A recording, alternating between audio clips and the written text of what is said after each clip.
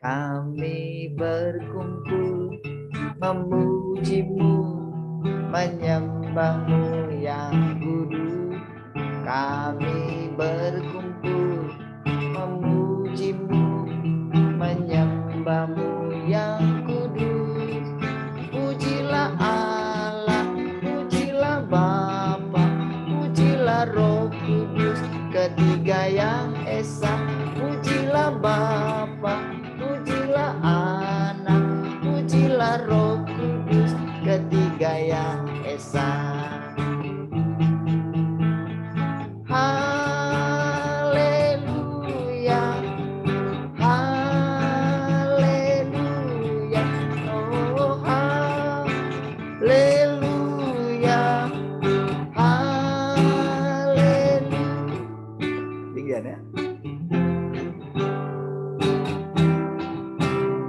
Kami berkumpul memuji-Mu, menyembah-Mu yang kudus. Kami berkumpul memuji-Mu, menyembah-Mu yang kudus. Pujilah Bapa, pujilah Anak, pujilah Roh Kudus, ketiga yang esa. Pujilah Bapa, pujilah Anak, pujilah Roh Kudus, ketiga yang esa. Haleluya, haleluya, oh haleluya, haleluya. Kami berkumpul memuji-Mu, menyembah-Mu yang kudus. Kami berkumpul memuji-Mu, menyembah-Mu yang kudus. Pujilah Bapa, pujilah Anak, pujilah Roh Kudus, ketiga yang esa. Pujilah Bapa, pujilah Anak, pujilah Roh Kudus, ketiga yang esa. Haleluya, haleluya, oh haleluya, haleluya, haleluya, haleluya, haleluya, haleluya, haleluya. Kasih Tuhan, kami bersyukur pagi hari ini.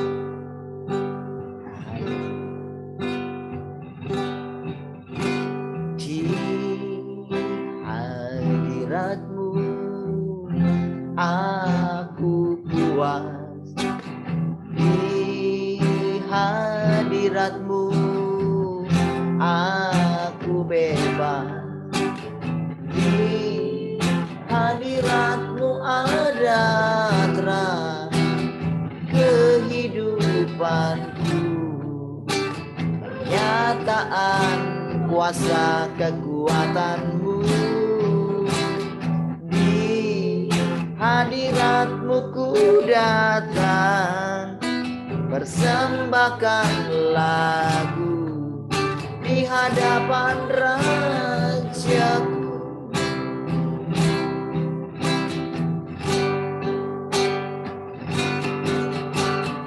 Di hadirat-Mu aku puas, di hadirat-Mu aku bebas, di hadirat-Mu ada terang kehidupanku, pernyataan kuasa kekuatan-Mu. Di hadirat-Mu ku datang, persembahkan lagu di di hadapan Rajaku. Di hadirat-Mu ada terang kehidupanku, pernyataan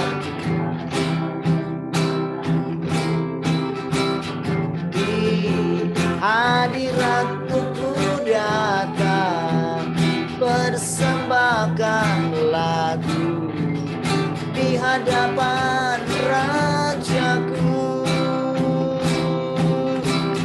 Di hadirat-Mu ada terang kehidupanku, pernyataan kuasa kekuatan-Mu. Hadirat-Mu ku datang, persembahkan lagu di hadapan Rajaku, persembahkan lagu di hadapan Rajaku, persembahkan lagu di hadapan Rajaku.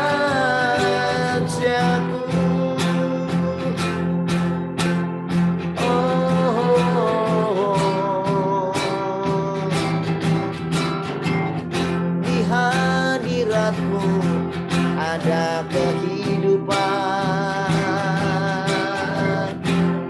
di hadirat-Mu ada kebebasan, di hadirat-Mu ada sukacita, pengharapan.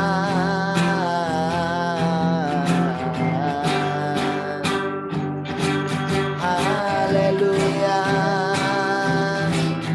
Oh, sungguh Engkaulah segalanya.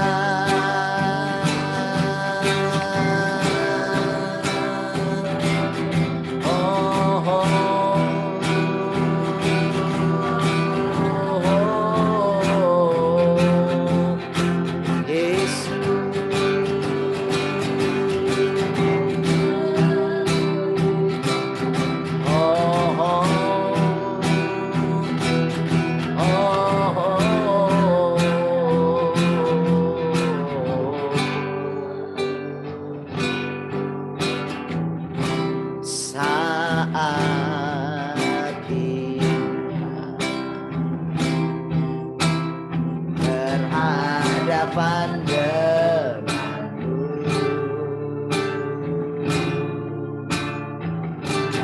memandang wajah-Mu, Yesus kekasih jiwa.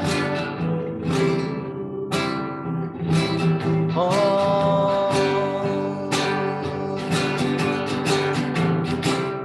bawa dalam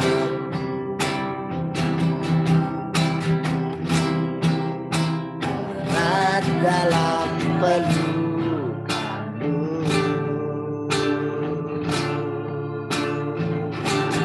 menikmati kasih dan indahnya hadirat-Mu.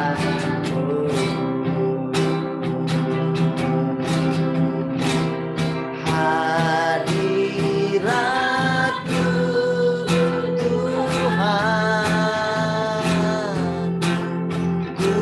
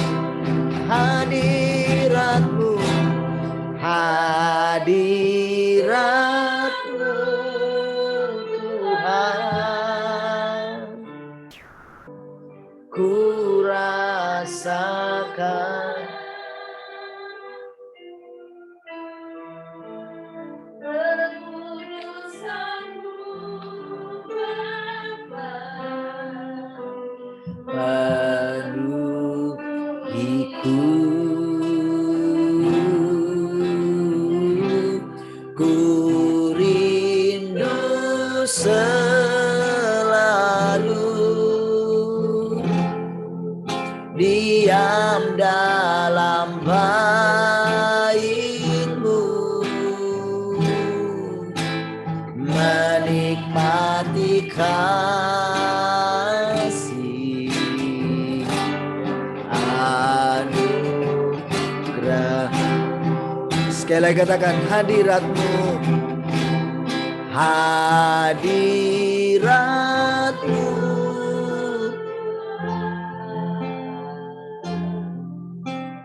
ku rasakan,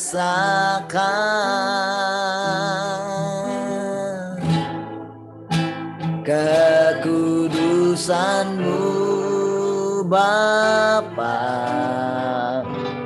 penuhiku,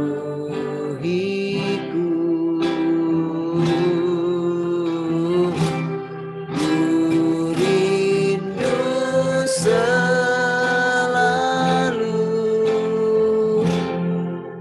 diam dalam bait-Mu,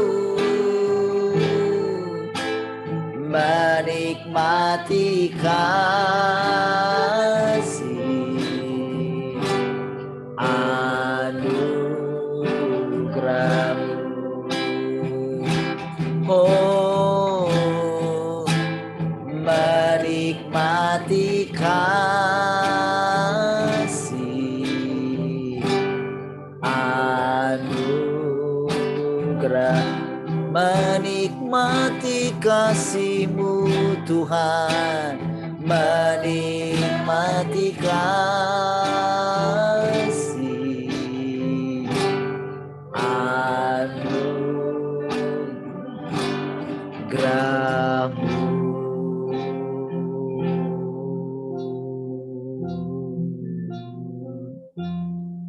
Terima kasih Tuhan, kami bersyukur pagi hari ini kami boleh menikmati kasih dan anugerah-Mu Tuhan. Terima kasih Tuhan, Kau sangat baik bagi kami. Kami memuji Engkau Tuhan. Datanglah kerajaan-Mu, jadilah kehendak-Mu di bumi seperti di surga. Terpujilah Engkau Tuhan. Mari silakan Engkau kembali mengajari kami dengan perkataan-perkataan. Haleluya, haleluya. Mari semua yang mengasihi Tuhan sama-sama katakan amin.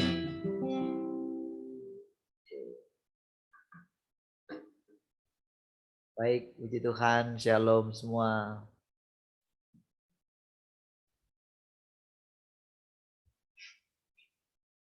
Cek suara dulu, shalom semua. Shalom.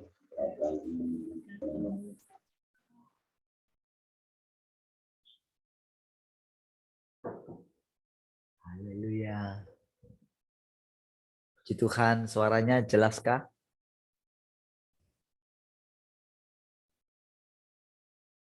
Jelaskah suara saya? Oke. Baik. Jelas ya? Supaya rekamannya juga nanti kan jelas gitu. Baik, puji Tuhan ya. Saudara, kemarin kan Rahel cerita ya tentang gimana pemuritannya di sana. Ya. Nah, sekarang kita dengarkan gimana ceritanya Pak Twin selama dia bersama anak-anak ya. Gimana sih? Apa sih kira-kira? Bagaimana cara dia menghadapi gitu ya? Karena apalah ini bisa hidup.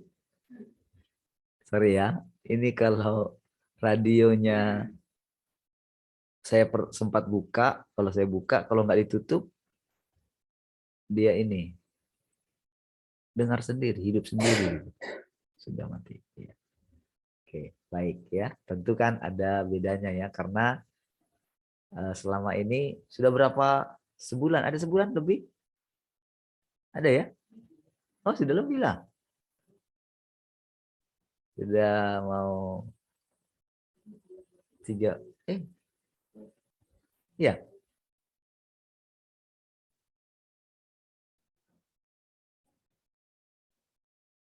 Oke, kita dengarkan ceritanya ya, gimana apa yang ditaruhkan Tuhan. Pasti kan setiap kali ketika mau menyampaikan sesuatu gitu, pastilah Tuhan berikan hikmat gitu.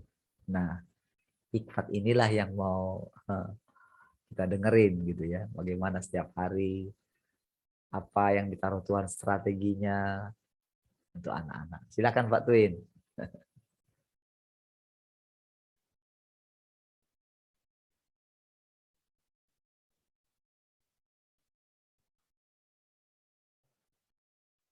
Halo. Ya, shalom. Tadi karena di sini apa hujan deras, jadi nggak begitu dengar. Yang Oh, tadi gimana?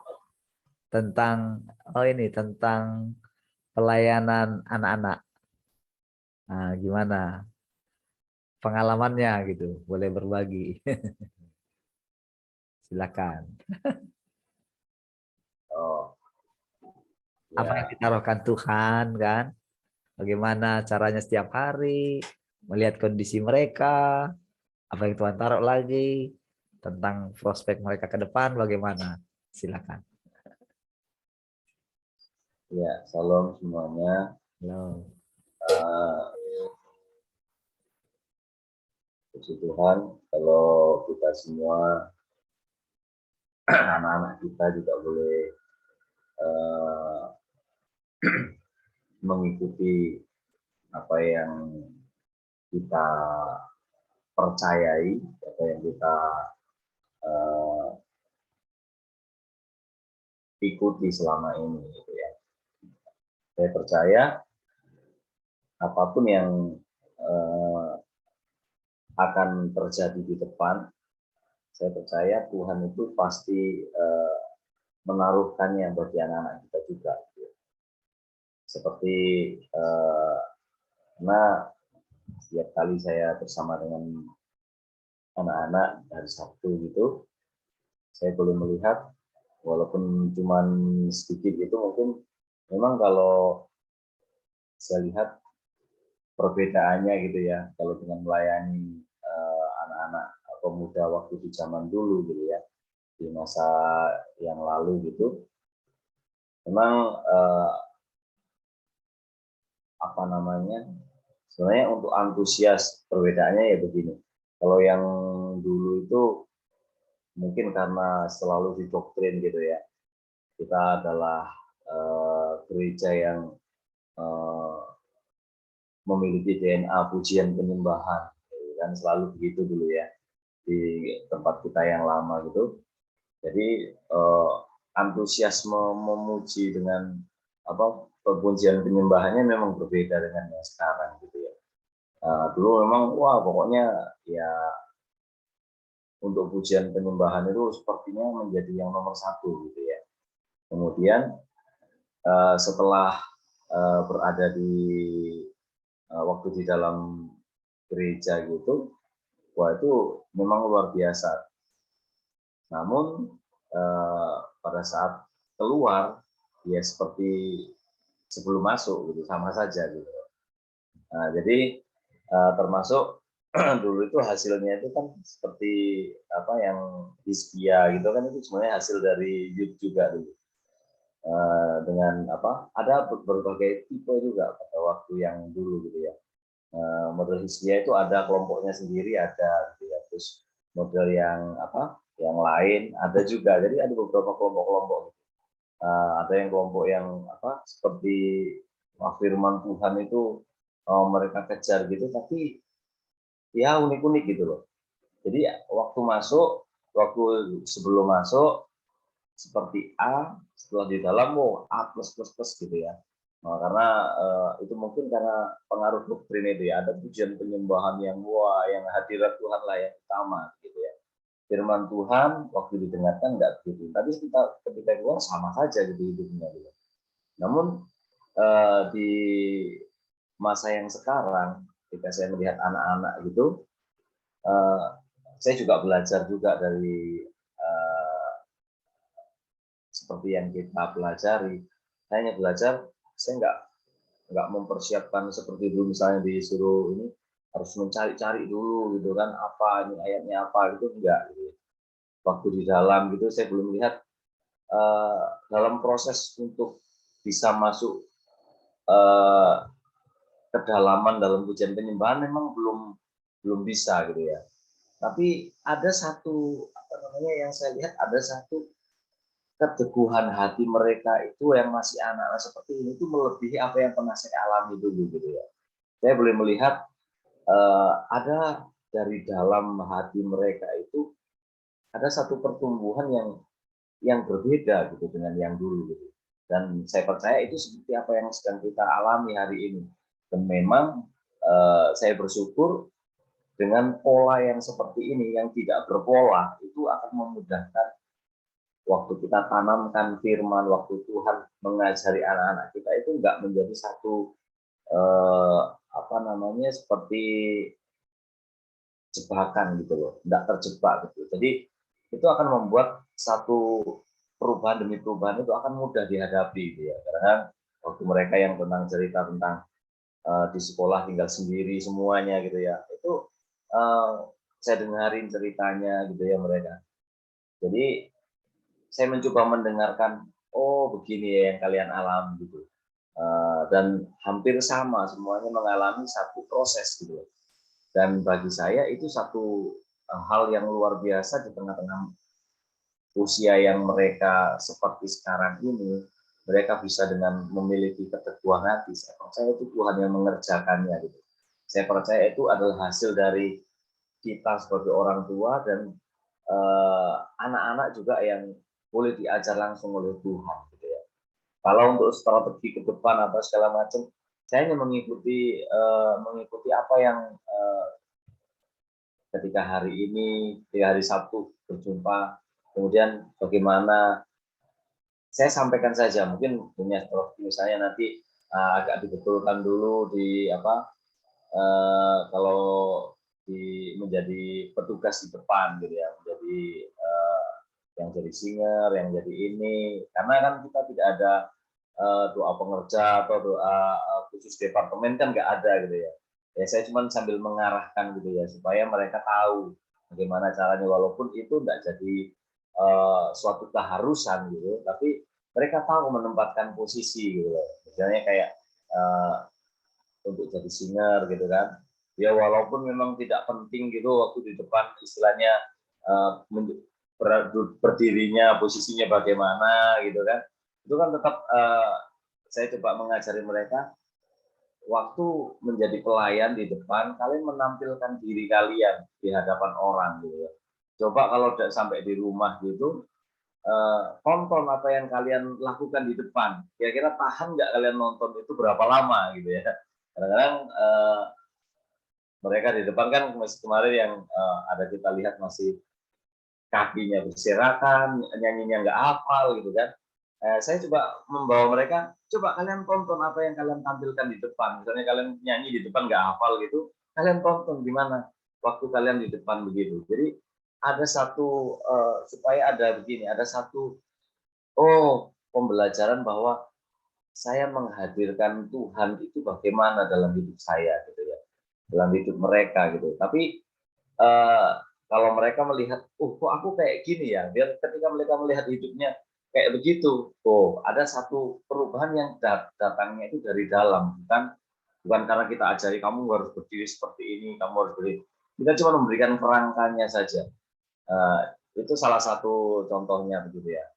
Namun ke depan nanti saya mulai akan memang sangat harus dengan treatment yang berbeda, dengan cara yang berbeda sama-sama dengan mereka hari ini. Tapi saya tahu, saya percaya dari dalam mereka itu ada satu hal yang sangat berbeda dari apa yang selama ini saya alami gitu ya, yang saya pernah lewati gitu.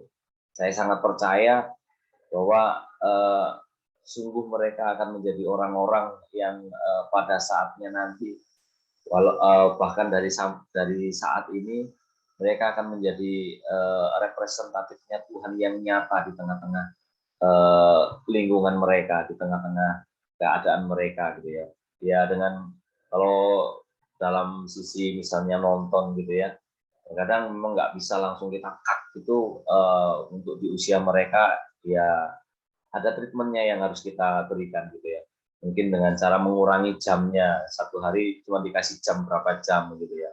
Mengurangi gitu. Tapi kalau langsung itu memang ya saya sendiri bisa bayangkan waktu zaman kecil kalau misalnya belum ada gadget dulu, ya bisanya cuma main bola gitu kan di lapangan atau kemana gitu ya. Tapi kalau udah dilarang orang tua main bola kan rasanya gimana gitu satu hari itu ya.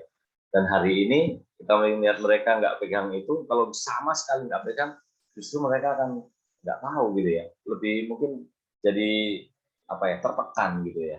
Tapi saya percaya pasti ada caranya Tuhan waktu mereka memiliki nanti kesibukan yang lebih dalam tentang Tuhan, mereka akan melupakan itu. Mungkin itu yang pengalaman yang ini saya percaya nanti mereka disiapkan. Yes. Karena memang sejak dari sekarang mereka sebenarnya sudah disiapkan Tuhan di lingkungan mereka masing-masing dengan cara ya pertama kemarin ujian pertamanya adalah dia menjadi satu-satunya orang di tengah satu kelas atau di tengah satu sekolah gitu ya, menjadi satu-satunya orang yang berdiri di satu kelas, eh, bahkan mungkin sekarang ini sudah tinggal satu-satunya atau cuma orang berdua yang ada di satu sekolahan itu yang tinggal gitu ya. Saya cuma menanamkan kepada mereka bahwa setiap tokoh-tokoh yang Tuhan pakai itu selalu sendirian, tidak banyak orang gitu ya. Jadi seperti Gideon, seperti Musa, seperti tokoh-tokoh yang lain, seperti Nuh, hanya satu di antara sekian banyak orang. Dan ketika itu jatuh kepada anak-anak kita, saya jelaskan, kalian sedang berada dalam rencananya Tuhan untuk dinyatakan. Itu yang selalu saya tanamkan. Jadi jangan pernah takut, jangan pernah bingung, jangan pernah apa namanya, jangan pernah kok aku berbeda ya. Justru karena kamu berbeda, kamu sedang berada di tracknya Tuhan. Saya bilang gitu. Itu yang saya rasakan, saya alami. Terima kasih Tuhan. Baik, puji Tuhan ya. Saudara, eh, ketika kita, kenapa saudara saya minta ya? Karena kan Tuhan itu juga memimpin kita ya. Saya juga selalu berdoa senantiasa gitu ya.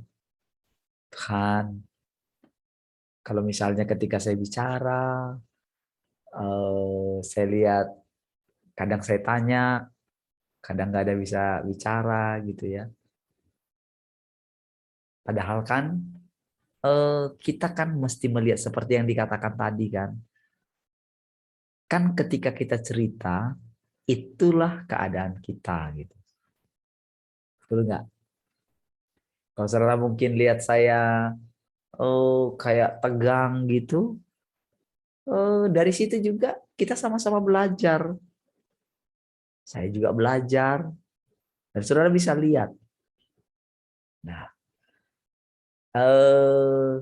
ketika kita tidak mencoba menempatkan diri kita sebagai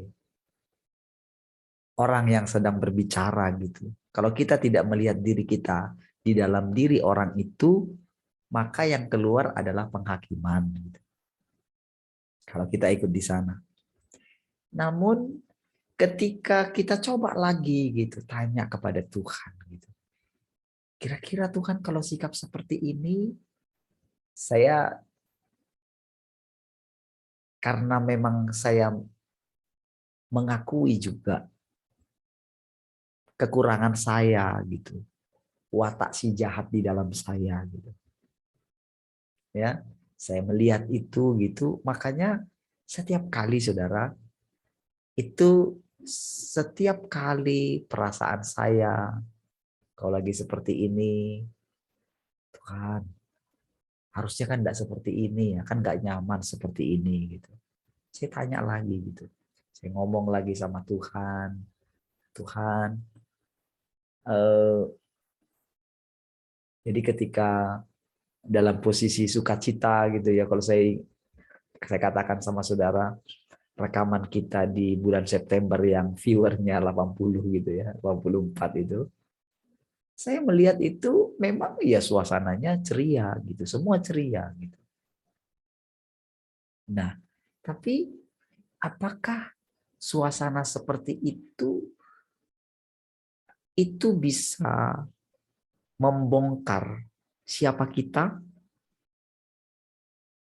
Apakah kasih karunia, mujizat, kemudahan hidup yang kita peroleh, kenyamanan hidup, apakah itu membongkar dan bisa memperbaiki kita? Kita sudah punya pengalaman akan itu. Tentu kan tidak bisa kan? Justru banyak orang terjatuh ketika dia nyaman. Saudara, ketika saya merenungkan gitu ya. Ketika tadi malam ya, Pak Twin itu kan foto ya, ketika saya serahkan gitu. Kalau saudara lihat ya foto itu kan suasana duka gitu. Saya nggak mau posting karena gimana ya, mungkin juga Pak Twin nggak posting karena mungkin fotonya seperti itu gitu ya. Maksudnya gimana gitu, posenya gitu kan, memberikan itu kayak gimana gitu ya. Saya juga rasanya, tapi kan saya nggak buat-buat, memang seperti itulah suasananya gitu. Karena ya macam mana kita lihat orang yang kita hibur itu tegar gitu kan, tegar, terus kita mau buat sedih-sedih gitu kan. Kita mau istilahnya mau buat gimana gitu kan. Karena ternyata diam-diam Tuhan telah menaruhkan penghiburan gitu loh. Dengan kehadiran keluarga ibu itu gitu ya. Dan bagi saya itu apa ya, amazing sekali gitu loh. Bagaimana Tuhan pertemukan anak itu, saudara. Kan ceritanya kan melalui pernah mengalami kecelakaan dan didoakan oleh ibu almarhum gitu. Kan dari situ awalnya gitu loh. Awalnya bagaimana terjadi pertemanan itu gitu loh. Jadi ada benih yang ditanamkan oleh ibu almarhum kepada si anak itu. Gitu ya.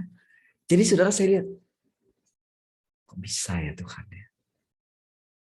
Istilahnya, jadi ketika penghiburan pun ya, karena kan kita terbatas.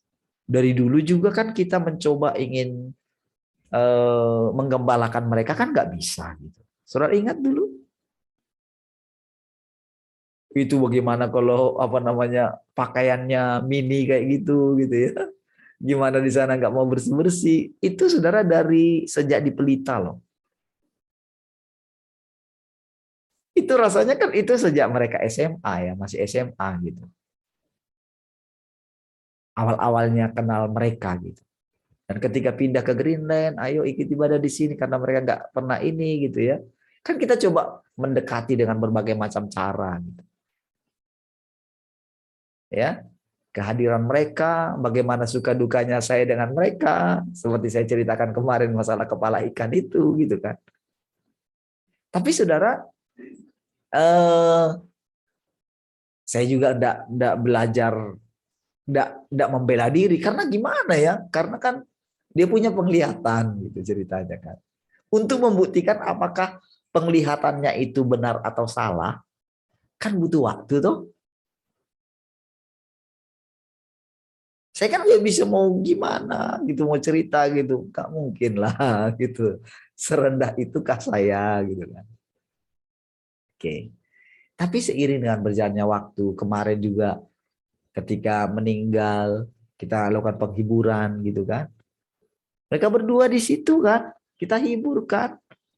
Dan kita bilang kalau teleponlah, anggap kami, karena kalian sudah kami anggap keluarga. Tapi kan untuk mendapatkan hati mereka, kita sudah coba tapi kan tak bisa kan. sampai meninggalnya tak ada komunikasi lagi. Saya lihat di chat saya kan, saya lihat chatnya Weni itu ya. Jadi hanya pas mereka butuh didoakan, barulah telepon. Kan praktis gitu. Saya lihat chatnya dari bulan April ya. Saya perhatikan, pas masih ada gitu. Pak, tolong doakan, bisa doakan nggak? Nah, saya telepon lah, saya doakan. Itu bulan April. Mereka masih tinggal di Imperium. Kan setelah itu kan lama nggak ada, pokoknya praktis lah. Apalagi semenjak COVID. Itu kan nggak ada ibadah lagi kan. Apalagi kita sudah buka ibadah pun mereka juga nggak ikut ibadah gitu kan. Setelah zaman-zaman online dulu kan, mereka praktis nggak pernah gitu. Nah, tapi karena kita belajar gimana ya ngikutin Tuhan ya. Jadi ketika kemarin juga udah meninggal, baru dikasih tahu informasinya gitu kan. Penghiburan lah. Waktu kita penghiburan, setelah itu nggak ada kabar lagi. Gitu. Ya, nggak ada kabar lagi dan dengarnya lagi meninggal gitu. Keadaannya seperti itu gitu. Nah, jadi kita kan belajar kan. Saya juga belajar ketika lihat itu bahwa ya mungkin bukan kita yang itunya kan. Tapi dalam hati kita kan dia tetap keluarga.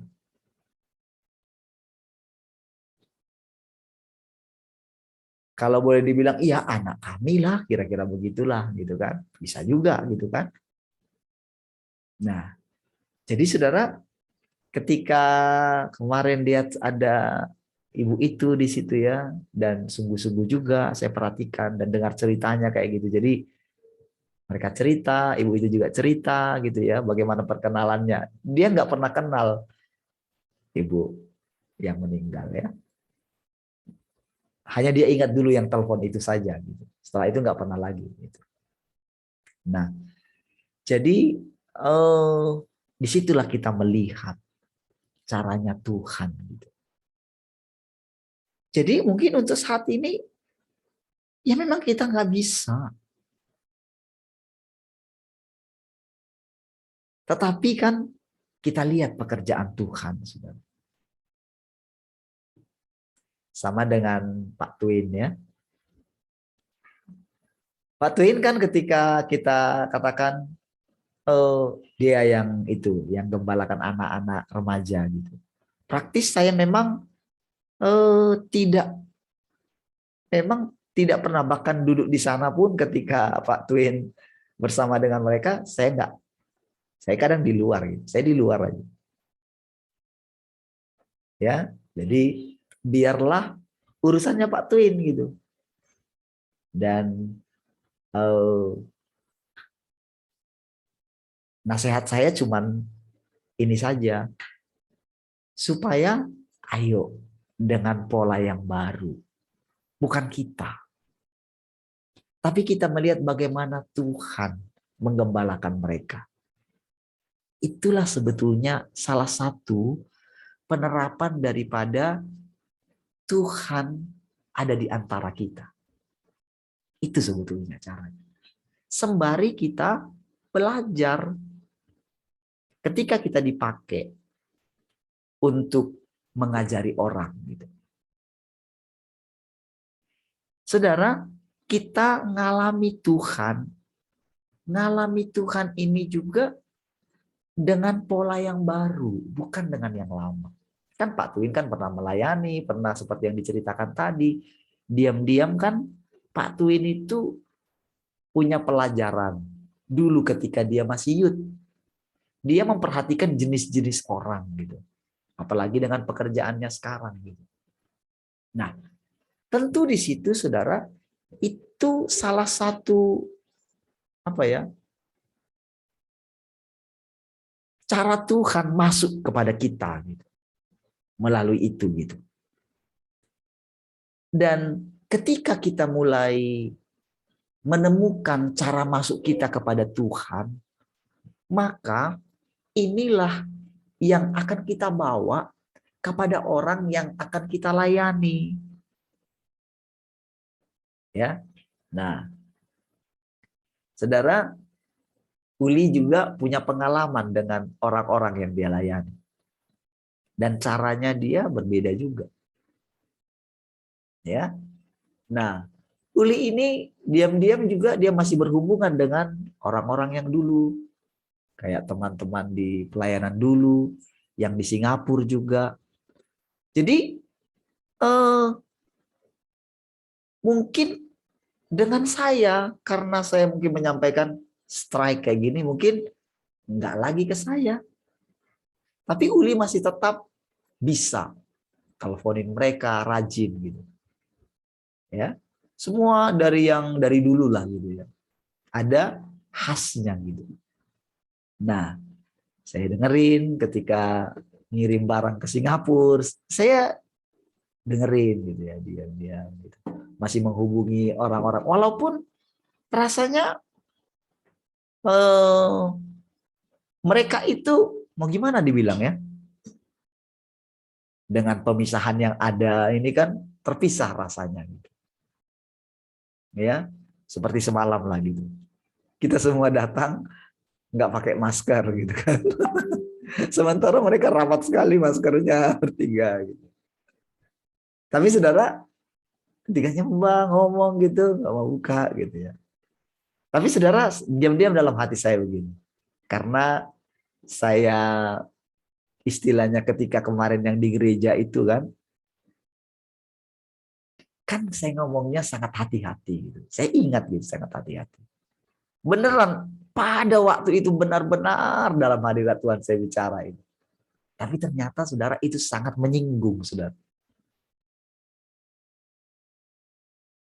Ya, dengan perkataan itu sangat menyinggung. Ya, sampai berani mendatangi saya gitu ya di parkiran itu ya. Saudara, saya belajar gitu. Menghadapi berbagai macam tipe orang gitu. Bahkan yang paling mungkin sangar sekalipun saudara, saya tidak takut menghadapinya. Bukan berarti saya bisa kelahi dengan dia, gitu. Bukan gitu. Tapi ada satu keyakinan di dalam diri saya gitu, bahwa kalau benar Tuhan ada di dalam saya, kalau benar Tuhan hidup di dalam saya, Tuhan kan menghadapi iblis itu kan bukan dengan kuasa. Kalau dengan kuasa ya nggak ada ini nyawa dia ciptaan kok. Sekali ngomong aja kamu hancur sekarang hancur kok. Sekali ngomong loh. Karena dia kan pencipta, dia lebih tinggi. Dia ciptaan. Nggak bisa, orang dia ciptaan. Kalau ciptaan kita itu melenceng daripada yang kita pikirkan gitu ya. Kita rancangkan terhadap ciptaan kita gitu ya. Wah, kita kan akan hancurin kan gitu. Misalnya kita ciptakan robot gitu, lalu robot itu mau nyerang kita gitu kan. Kamu udah salah konsep, ini hancurin gitu kan bisa.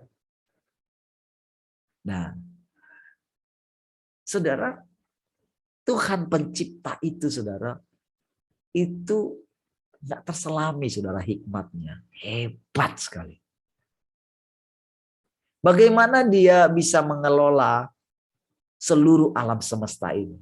Ya, saudara, kalau saudara renungkan ya, aduh, saudara itu kagum sekali. Apalagi dengan berbagai macam tipe orang. Berapa banyak kita di sini, berbagai macam tipe kita. Tapi kok bisa dia, saudara? Dengan apa? Dengan firman yang kita terima. Nah, tetapi banyak orang itu tidak mau bertumbuh gitu. Sebagaimana Allah itu bertumbuh. Jadi orang itu sukanya di hal-hal yang sudah biasa dia jalani. Padahal waktu itu berjalan terus.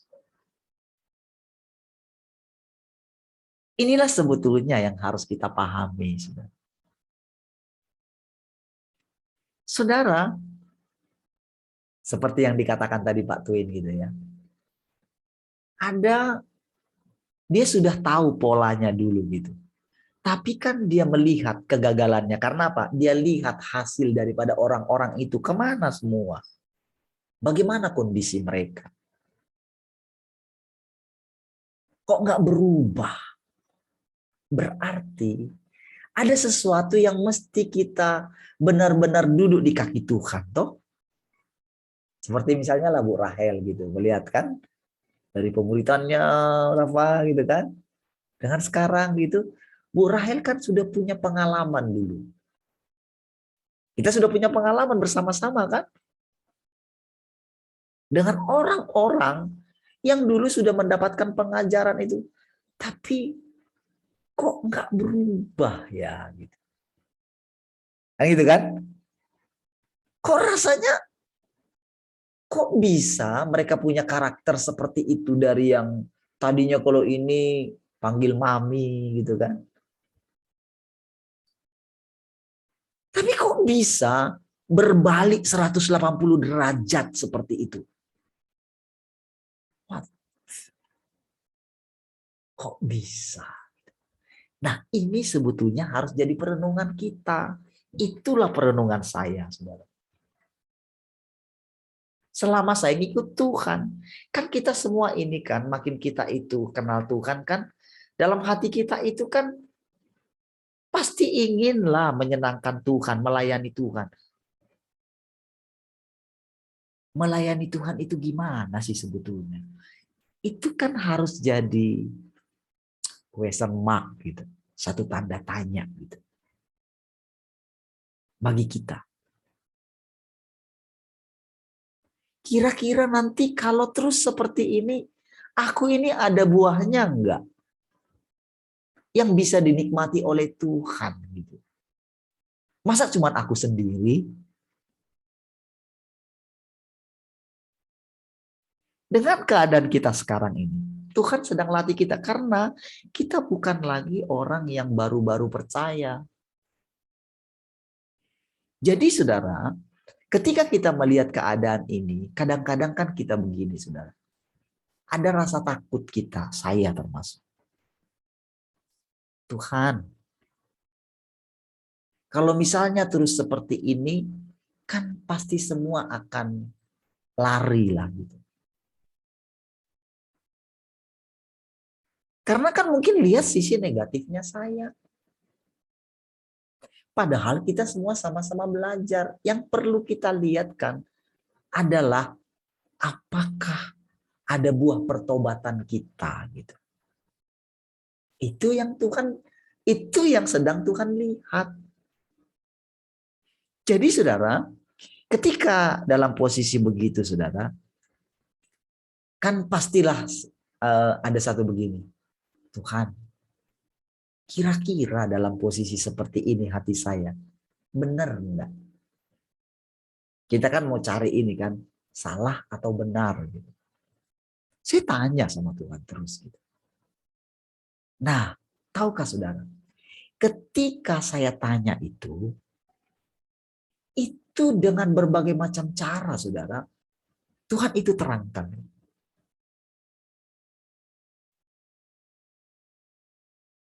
Tuhan terangkan gitu. Nah, saudara, ketika saya kemarin itu kan, saya sudah lama nggak lihat yang apa namanya khotbah dari pendeta saya yang lama gitu ya. Kan mereka juga kan ada Zoom setiap pagi. Itu pendengarnya viewernya sangat banyak juga gitu ya. Tapi seperti kita juga awalnya setelah saya lihat pertamanya videonya berapa orang gitu ya. Nanti baru muncul lagi. Dan mereka mulainya jam 5 gitu ya. Nah, saudara, ketika saya mendengarkan gitu. Saya mendengarkan. Jadi terakhir itu tanggal berapa itu ya? Jadi sekarang itu karena memang di GBI itu temanya itu tentang keluarga gitu ya. Keluarga. Jadi kemarin itu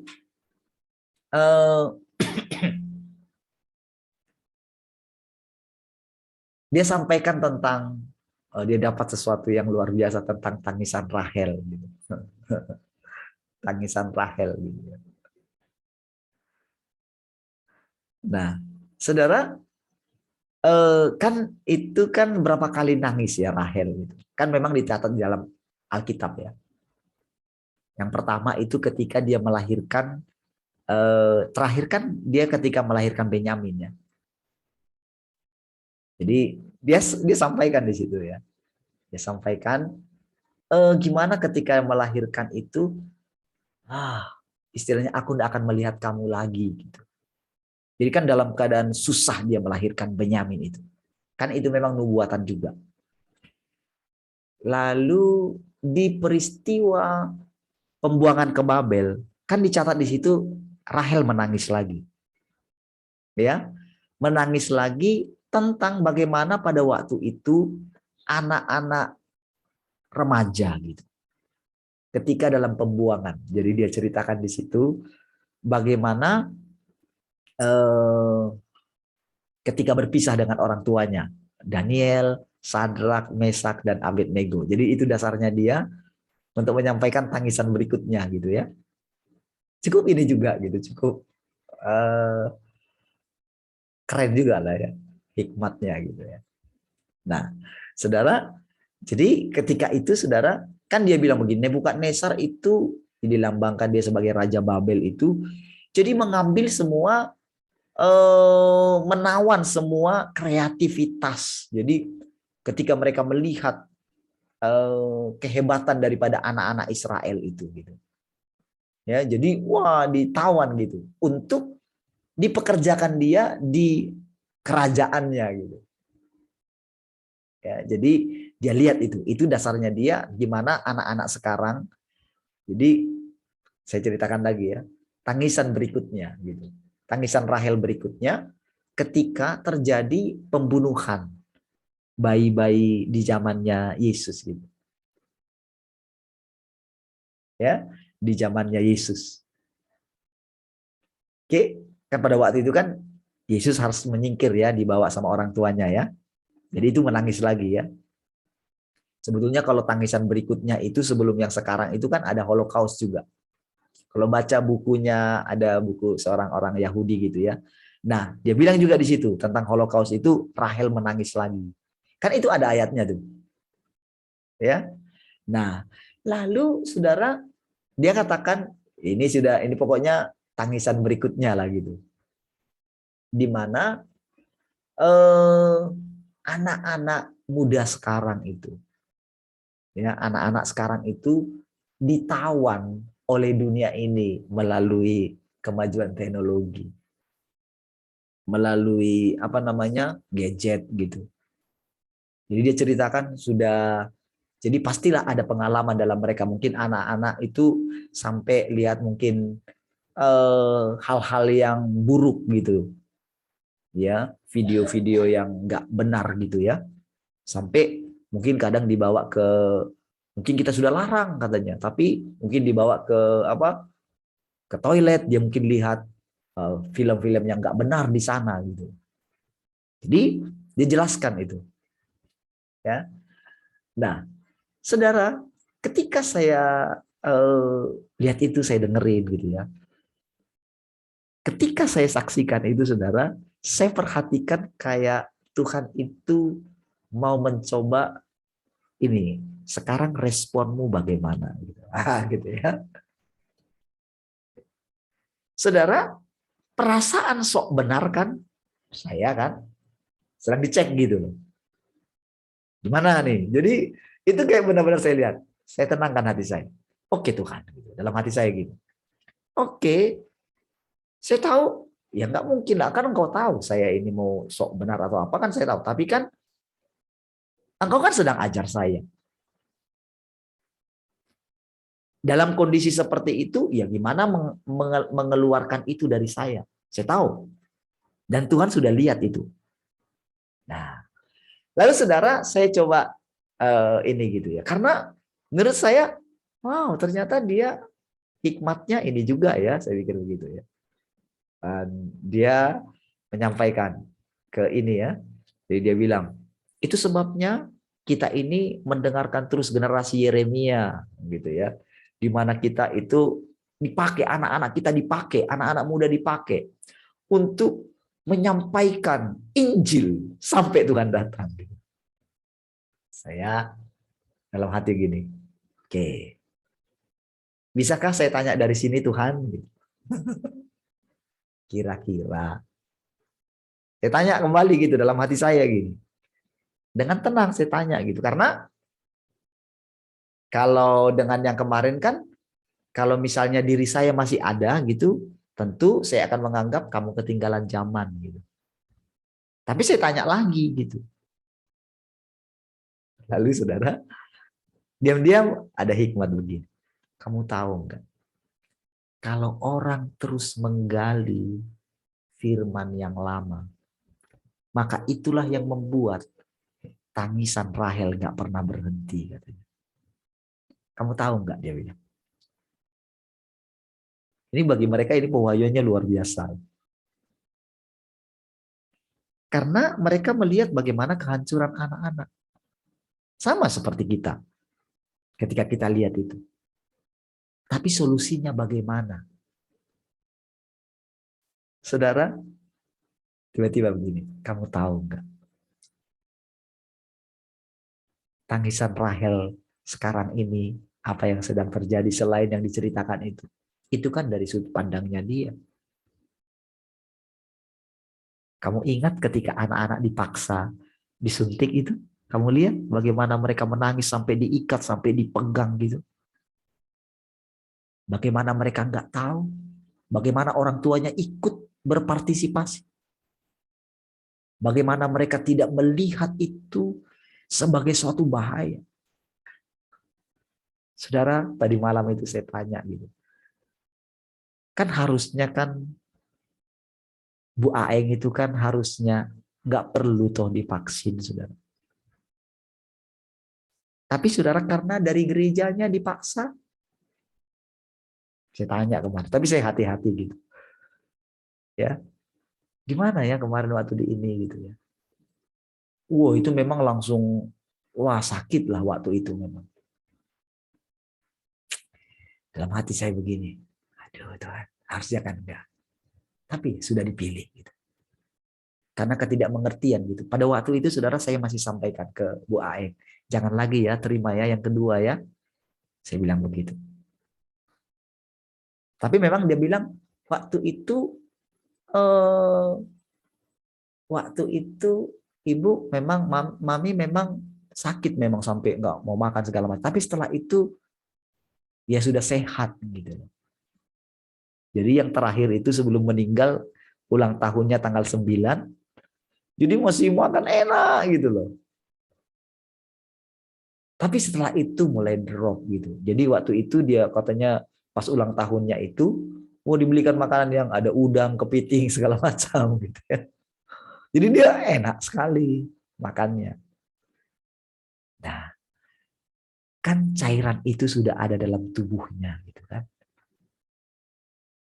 Kan ada hal yang tidak diselidiki oleh, karena kan jelas-jelas sebetulnya kalau orang mau jujur, kalau dokter-dokter itu jujur, kalau mereka jujur loh, tidak diintimidasi oleh pemerintah. Sebetulnya mereka takut. Makanya ada kasus yang suntik kosong itu.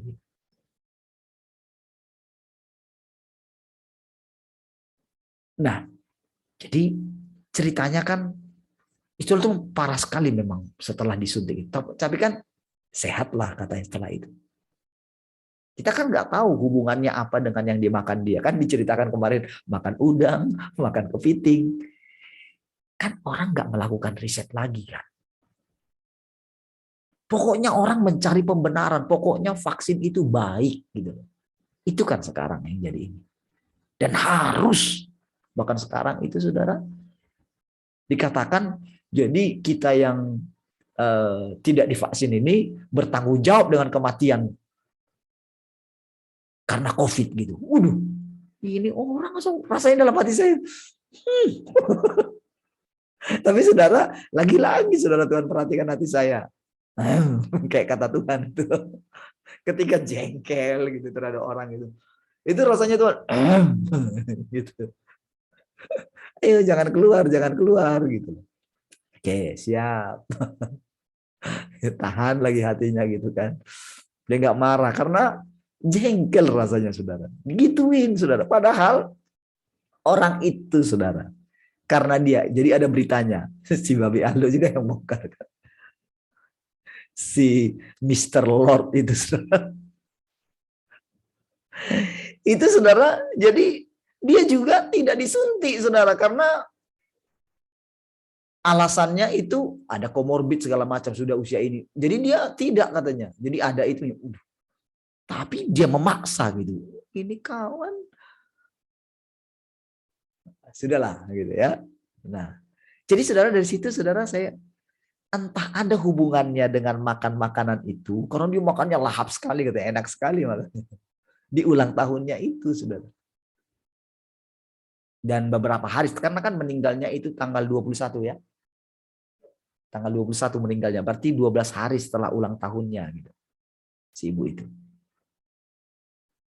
Oke. Nah, karena cairan itu sudah di dalam. Kan kita nggak tahu kan kejadiannya kan. Semua kan anugerah kan. Ini ingat saya nggak menakut-nakuti yang di ini ya. Hidup kita itu di tangan Tuhan. Oke. Nah, jadi saudara, ketika itu oke. Lalu saya tanya lagi. Waktu kakakmu, kan kakaknya kan yang meninggal ini kan disuntik juga. Harusnya kan sebelum disuntik itu kan dia itu kan sudah punya penyakit bawaan. Apa itu? TBC itu.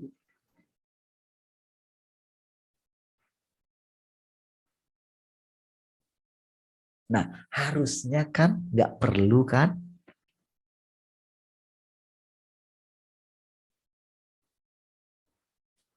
Setelah itu saudara, kejadian.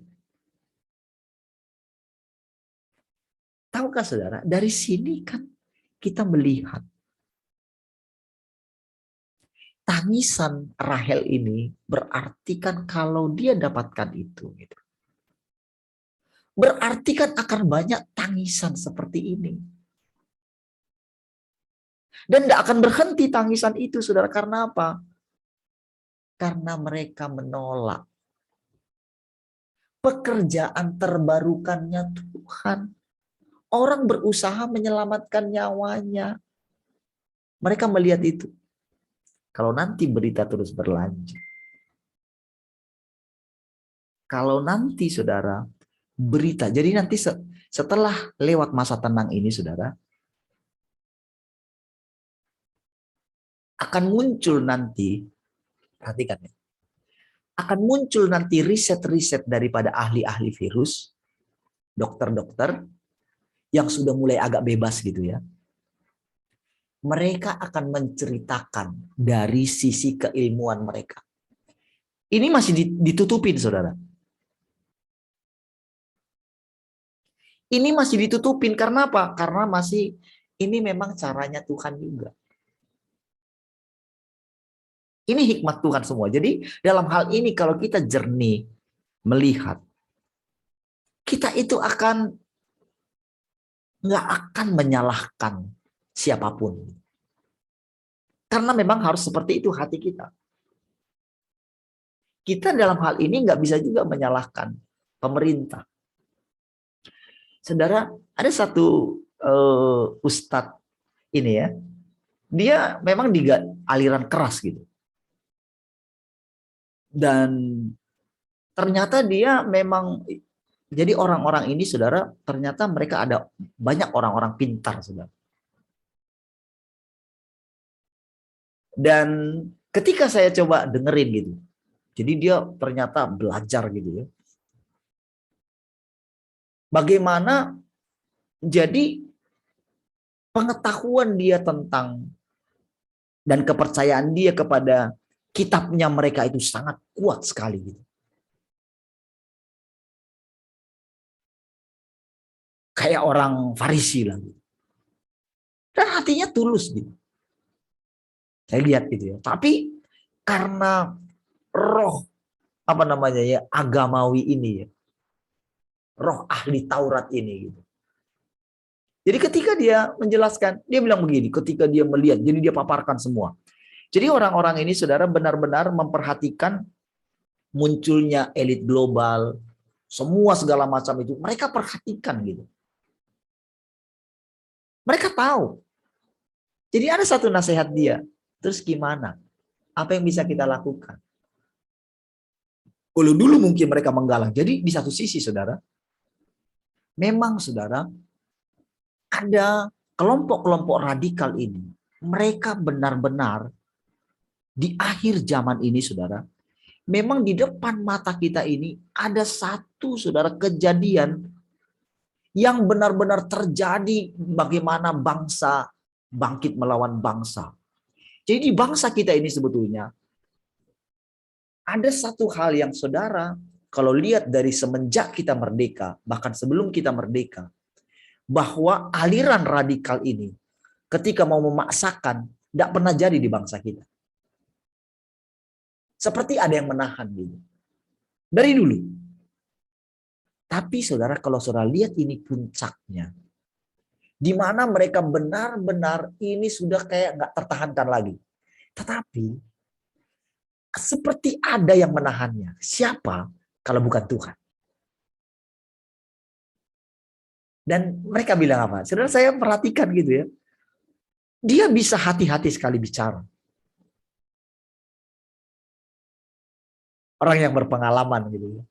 Karena apa? 4 kali mencalonkan dia di partai ini ya, di partai apa itu? Yang P3 itu. Saya orang setia di sana.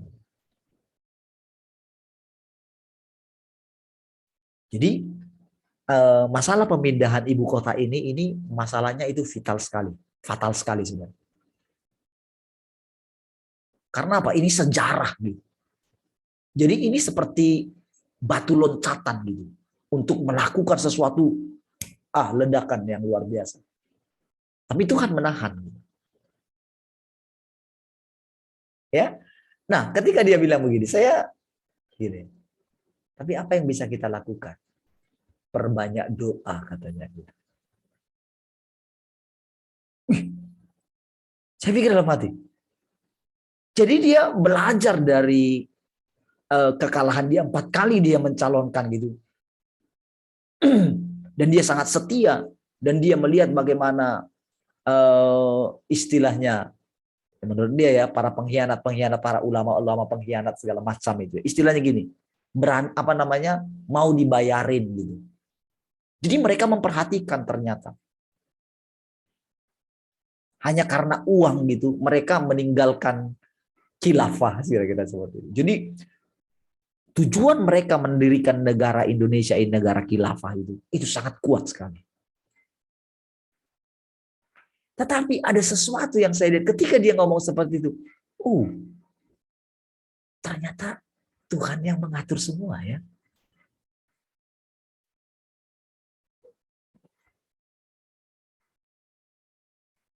Saudara, saya lihat itu. Oh begitu. Nah saudara, sekarang ini saudara. Jadi ketika dalam suasana ini saudara. Kalau saudara perhatikan baik-baik.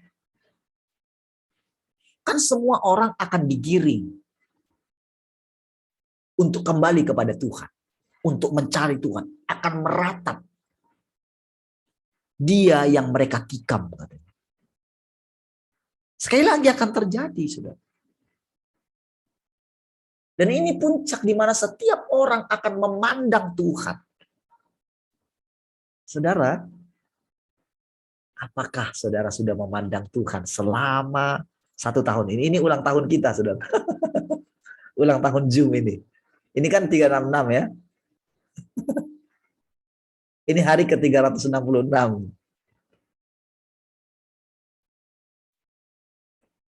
Saudara, apakah saudara sudah mulai melihat Tuhan? Artinya begini. Bukan melihat Tuhan dalam penglihatan, bukan. Tetapi melihat Tuhan melalui pengalaman hidup saudara. Seperti yang saya katakan tadi. Ketika kita melayani gitu kan. Apakah kita ini benar-benar melayani Tuhan? Dan dengan caranya Tuhan. Atau kita masih dengan konsep kita yang lama? Atau masih tetap pasifkah kita? Medan misalnya gitu kan. Coba lihat. Dulu saya sudah katakan punya pelayanan dulu kan. Mulai mintakah kepada Tuhan gitu. Kalau kita itu menjadi pasif, saudara, maka kita itu seperti orang yang tidak punya pakaian. Tidak pakaian pesta. Kalau tidak mulai sadar gitu loh. Jadi saran saya, ayo mulai yang di Medan ya. Kalian bertiga buat ini Zoom gitu. Atau ya persekutuan lah mulai membahas tentang ini pekerjaan Tuhan ini gitu. Ya, jadi kalian nanti punya plan sendiri. Yang ada kemarin itu seperti saya katakan, ayo coba minta gitu. Tapi sebetulnya memang tidak bisa kita paksain kalau kita itu tidak menghidupi apa yang kita pelajari selama ini. Karena caranya harus cara baru, bukan cara yang lama. Ya, itu sekilas untuk ini ya. Saya lanjutkan lagi, saudara. Jadi, saudara, ini nanti di depan kita ini, saudara. Jadi, orang-orang, dokter-dokter, itu ketika mulai melihat ini, saudara, mereka akan diberikan keberanian untuk bicara yang sesungguhnya sesuai dengan keilmuan mereka. Sekarang ini saudara perangnya ternyata di situ, saudara. Jadi tadinya mereka itu dibungkam, tapi tiba-tiba Tuhan buka sedikit gitu. Dan tahukah saudara, perkataan-perkataan inilah temuan-temuan mereka. Jadi ketika saya katakan tadi kan, jadi ketika Tuhan singkapkan itu, saya coba cerita itu kepada mereka kan, dan ketika saya cerita itu ya, ketika saya cerita lagi hari ini saudara tentang itu, kan terbuka sedikit ya. Karena sebetulnya para peneliti itu mengatakan akan efek daripada cairan itu yang dimasukkan itu karena ini berbeda sekali dengan yang sebelumnya. Ini berbeda.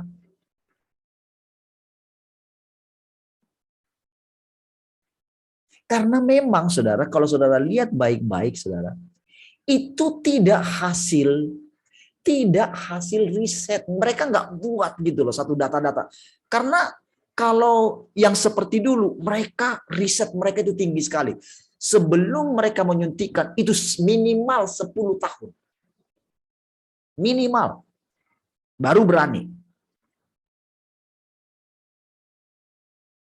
Ini saudara, jadi bayangkan saudara, jadi kebetulan di YouTube saya saudara, ada munculin lagi tentang bagaimana perjuangan Dokter Terawan itu saudara. Karena dia sangat hati-hati, dia melakukan riset yang ini, timnya gitu. Supaya apa? Supaya cairan yang dimasukkan itu benar-benar aman gitu. Dan sampai dia bilang begini, sampai ketika itu ditahan, saudara. Jadi dia bicara di Komisi 7 gitu. Dan Komisi 7 ternyata itu dukung dia gitu. Tapi terus gimana kok nggak bisa ini? Jadi si itu ngomong di situ ya.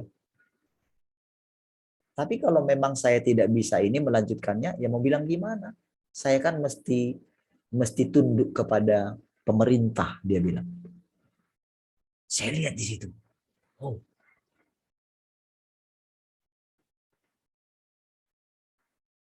Seperti itukah Tuhan, saya rasanya memang sedih sekali. Jadi orang-orang di situ sedih sekali. Kok bisa? Kok yang enggak di riset ini, kok berani dipaksain gitu? Dan kenapa para tokoh-tokoh agama dipakai gitu loh? Untuk memaksakan gitu. Saudara, jadi saudara gambaran tentang tanda binatang itu saudara, caranya benar-benar saudara bukan yang dulu diajarkan oleh para interpretasi itu saudara. Tapi sekarang Tuhan tunjukin ini loh, dan lihat. Kan kalau dulu kan pemahaman kita begitu dipasangkan itu kan rasanya kita sudah tertinggal itu. Tapi ternyata saudara kita hadapi. Kan dilarang kemarin ke mall, harus ini gitu kan. Ternyata sekarang terbuka gitu kan. Orang bisa karena apa? Karena ternyata ya orang mall juga nggak mau rugi. Tapi tetap dipasang di situ. Lalu ketika saya hadapi kemarin di BNI itu kan. Saya mau bayar uang sekolah anak. Saya ditanya saya kaget gitu. Tapi ya saya jawab aja. Ketika ditanya kenapa kamu tidak disuntik gitu. Satpam loh. Saya nggak jawab gitu loh. Karena dia istilahnya dia hanya nanya saja gitu. Tapi dalam hati saya, kok berani kali kamu nanya ya? Apa sih hakmu nanya sama saya? Ya memang itu ditugaskan ke dia. Tapi saya tulis semua dan ketika saya lihat itu, saya tulis di bawah. Itu keterangannya tidak divaksin. Di atasnya saya lihat belum divaksin. Ada yang belum divaksin, ada beberapa yang saya lihat belum divaksin. Ada yang sudah tulisin itunya ya, kartu vaksinnya gitu. Tapi ada beberapa saya lihat di atas itu belum katanya gitu. Nah, saya tidak. Terus habis saya tulis tuh HP saya. Silakan. Nah, di situ kita melihat saudara satu keadaan. Dan sekarang saudara, itu anak teman kita itu yang teman saya bilang itu, yang anaknya itu diterima bekerja di keuangan itu, Kementerian Keuangan, tadinya kerja online, tapi dia berangkat kemarin ke Jakarta, dia bisa lolos dan ditanya, kamu punya kartu vaksin nggak? Tidak. Oh nggak apa-apa katanya. Lolos, hanya PCR saja gitu. Dia lolos tanpa pesawat loh. Dan ditanya, mana kartu vaksin? Tidak punya kartu vaksin. Lolos. Artinya apa saudara? Ada sesuatu yang kita lihat, perlindungan tak kasat mata. Amin? Benar nggak? Dan sekalipun orang misalnya menyatakan itu misalnya, oh itu ada ini di situ. Tapi tahukah saudara, sekalipun orang yang menerima, perhatikan baik-baik. Ada sesuatu yang kita lihat di sini saudara. Kita tidak bisa membuat firman Tuhan itu mati. Iya. Jadi nggak boleh kita merasa karena kita tidak terima itu, memang kita dengan itu karena Tuhan, bukan karena kita.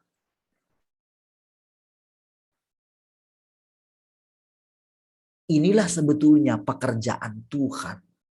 Termasuk kepada Petrus ketika turun makanan yang haram itu, saudara.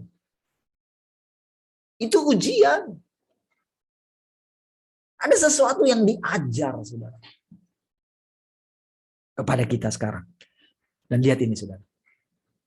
Begitu nanti para dokter-dokter itu mulai. Jadi apa namanya? Media sosial ini akan dipenuhi dengan berita-berita, penemuan-penemuan, riset-riset. Disinilah orang mulai menangis. Dan itulah pintu masuk. Pintu masuk bagaimana si jahat mulai menyiksa mereka. Dengan apa? Ketakutan. Karena cairan itu sudah ada di dalam.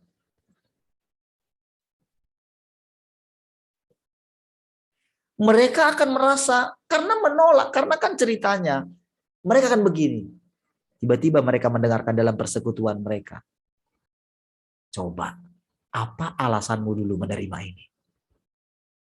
Karena kamu takut mati kan? Itu firman, saudara.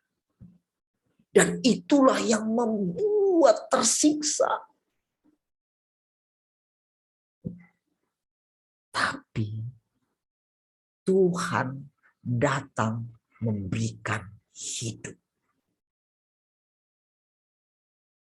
Iblis datang mencuri, membunuh, dan membinasakan. Sekarang, ketika dalam keadaan itu, orang mau pandang Tuhan atau mau pandang iblis. Ini saudara di depan kita.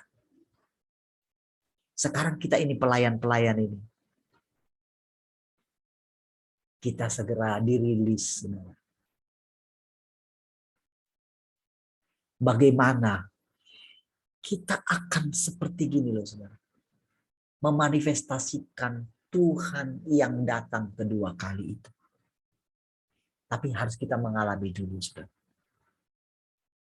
Bukan dengan cara kita membuat orang itu supaya, oh kita akan sampaikan. Kalau kita ini saudara, kita pasti akan menyampaikan hal-hal yang ini menghibur. Tetapi tahukah saudara, kalau Tuhan tidak begitu.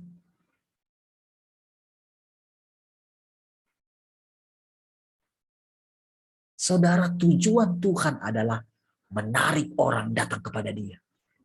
Tapi ingat, bukan dengan cara kita.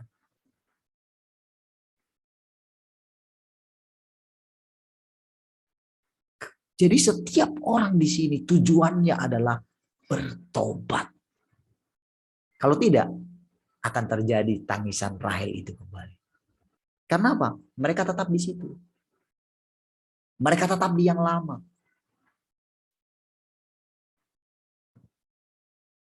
Dan pada saat itu saudara, mereka yang memaksa-maksa itu, para pendeta-pendeta yang memaksa-maksa itu yang ikut mempropagandakan, sadar bahwa ternyata selama ini aku bukan dipakai Tuhan. Jadi yang kemarin itu aku dengarkan itu suara siapa? Disitulah baru tahu. Iya dong.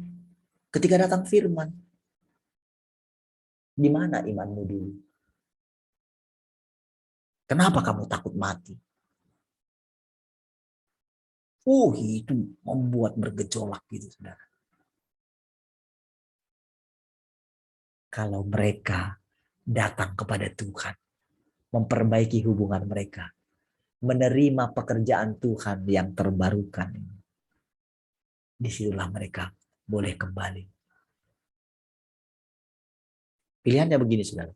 Sekarang ini, saudara, dunia orang mati dan dunia orang hidup itu, saudara, itu tak ada jarak lagi.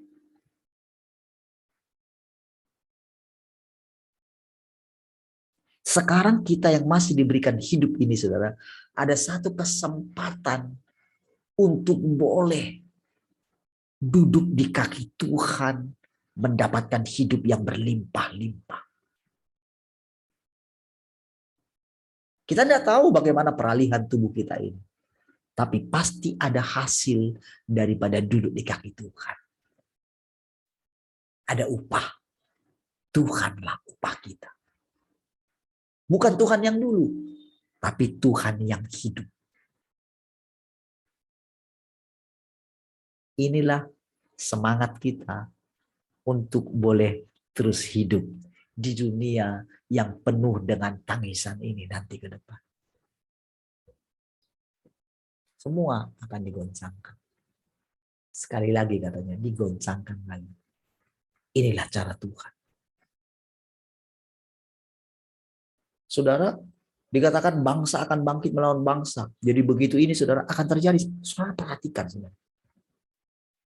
Itu mereka seperti mau meledak gitu.